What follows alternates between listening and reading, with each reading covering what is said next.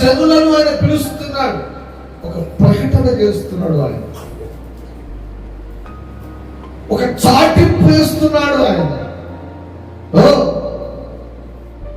నెమ్మది లేనటువంటి వారు ఉన్నారా? ప్రపంచంలో ఎవరైనా నెమ్మది లేనటువంటి వారు ఉన్నారా? నెమ్మదిగా ఉన్నటువంటి వారు అయితే ఎవరైనా ఉన్నారా?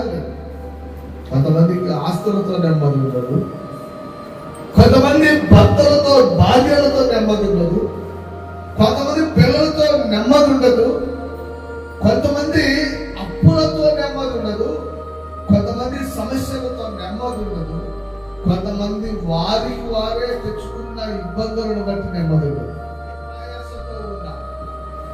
ఏ ఇబ్బందితో ఉన్నా ప్రపంచంలో సమాధానాన్ని అనుగ్రహిస్తాను అని చెప్పగలిగిన దేవుడు ఎవరు లేరు.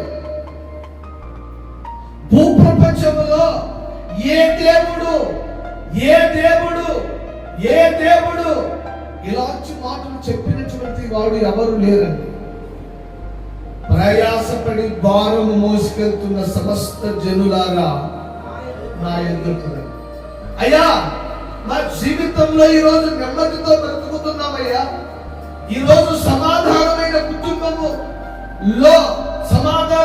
కుటుంబముతో సమాధానమైనటువంటి మనిషిగా నేను బ్రతుకుతున్నానని ఎవరైనా గుడి మీద చేసుకుని నిజం చెప్పగలరా?